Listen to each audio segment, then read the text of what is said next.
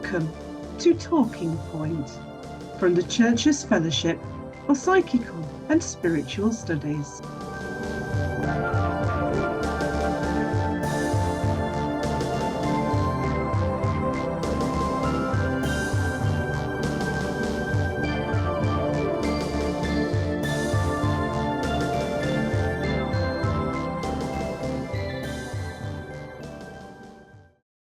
Tibetan Book of the Dead, Christian Reflections on Death, Karma and Rebirth. Angus H. Haddow. This episode first appeared as an article in the December 1983 edition of the Christian Parapsychologist journal, and may reflect the language and attitudes of the time in which it was written. Responsibility for opinions expressed herein rests solely with the author, and such opinions must not be taken to represent those of the CFPSS.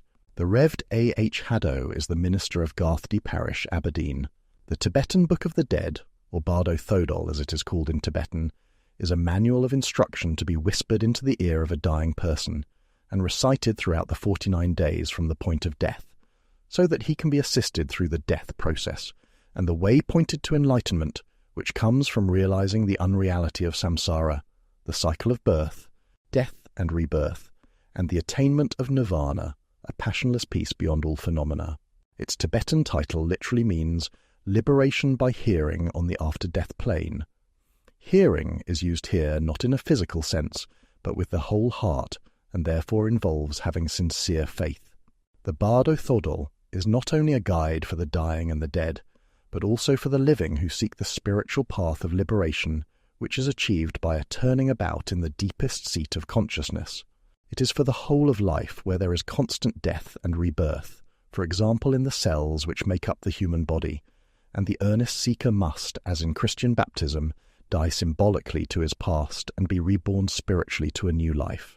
Although this book is based on principles which are radically different from orthodox Christian belief, nevertheless, there are similarities which are well worth noting. Being a Buddhist work, the Bardo Thodol regards the soul as an aggregate of material and psychical constituents, as, for example, the word car is a convenient name for the axles, wheels, body, etc.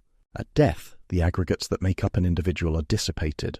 If enlightenment occurs and existence is recognized as delusion and unreal, then the absolute reality of nirvana is attained, where there is no distinction between mind and matter, and personality ceases.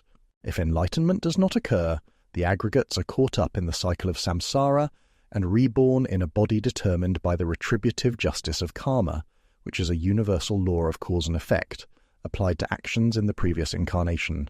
On the other hand, the Christian conception of the soul is that of a personal identity, which does not disappear at death. Those who formulated the statement of Christian belief known as the Apostles' Creed expressed it as the resurrection of the body, which is interpreted as the survival of the personality. God is referred to as the God of Abraham and of Isaac and of Jacob, Exodus 3:6, the God of the individual person, and each individual is regarded by Jesus as of great worth in the sight of God, Luke 12:7. The aim of the Buddhist is the attainment of nirvana where, as a drop of water falling into the sea, loses its individuality and merges with the large expanse of water, so he unites with absolute reality. The Christian heaven, in contrast, is a state of bliss in the presence of God, enjoyed by those who put their faith in God through Jesus Christ. After death, personal identity is retained. The doctrines of karma and reincarnation were condemned by the Christian Church at the Second Council of Constantinople in AD 553. Karma, being based on a doctrine of works, determines whether nirvana is experienced or in what body rebirth occurs, thus giving other opportunities, through reincarnation, to climb the ladder to absolute reality. Christianity propounds that man cannot achieve salvation by his own actions alone. This can only be done by having faith in Jesus Christ, who made such salvation possible through his life, death, resurrection, and ascension.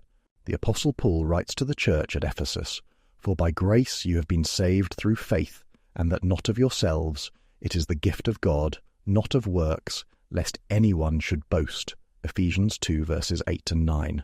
Nevertheless, Paul applies a kind of karmic law of cause and effect to one's present life. Whatsoever a man sows, that shall he also reap. Galatians 6:7.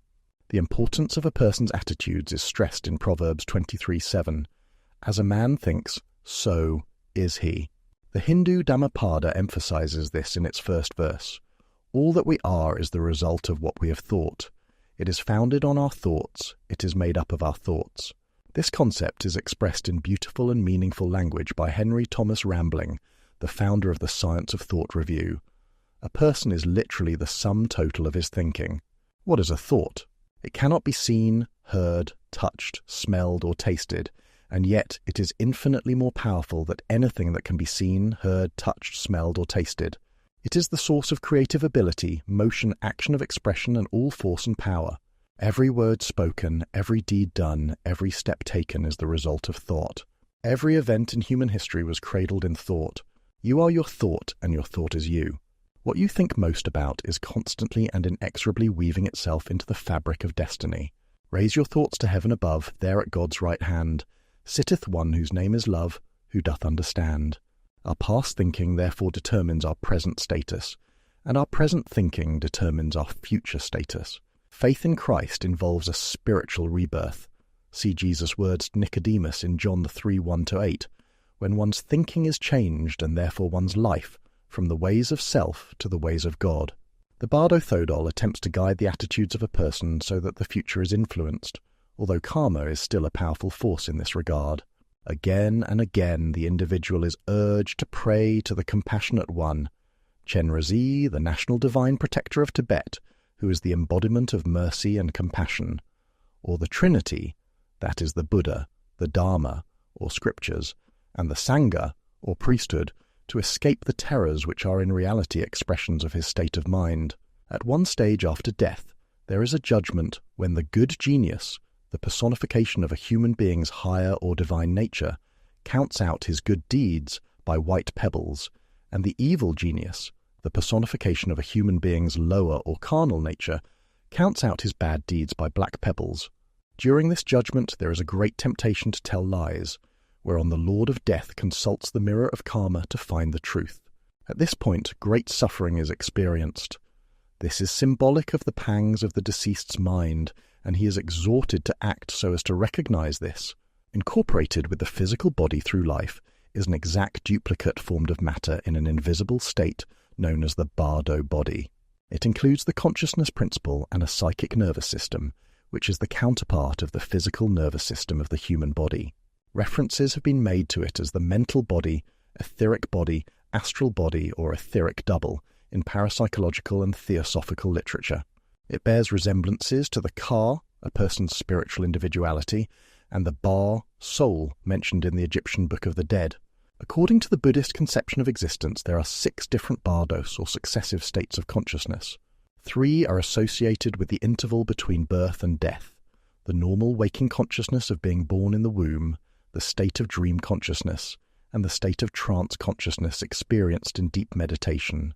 The other 3 are associated with the interval between death and rebirth, known generally as the Bardo or intermediate state, viz. The state at the moment of death, Chikai Bardo, the state of experiencing reality, Chonyad Bardo, and the state when rebirth is sought, Sidpa Bardo.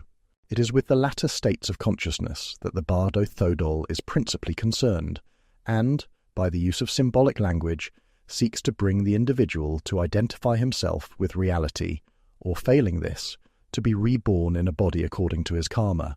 When a person dies, the Bardo body separates from the physical body, which is its earth-place counterpart, after 312 to 4 days.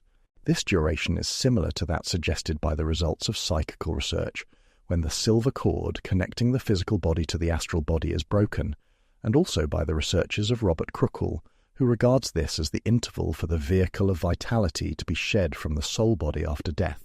This is taken into account by the Bardo Thodol, which instructs that the dead body must remain in a room of the deceased's house for this period of time, within which the death ceremonies are completed and the separation of the Bardo body takes place. The person who reads the Bardo Thodol to the deceased in the early stages emphasizes the fact that death has happened and tries to dispel the bewilderment and distress which the Bardo body experiences in a changed state of consciousness. This action is supported from what we know of after-death states through mediumistic communications. It is obvious that the Bardo Thodol was written by Tibetan Buddhists who were knowledgeable of the physical and mental symptoms of dying, the philosophy of yoga used to control mental processes up to and beyond death, and the importance of thought in determining the nature of a person. Its value was stressed by the noted psychologist C. Ji Jung, who referred to it as my constant companion and acknowledged his gratitude to it for providing him with many stimulating discoveries and fundamental insights. It is a book which still merits study, not only for its comments on death and beyond, but on life itself.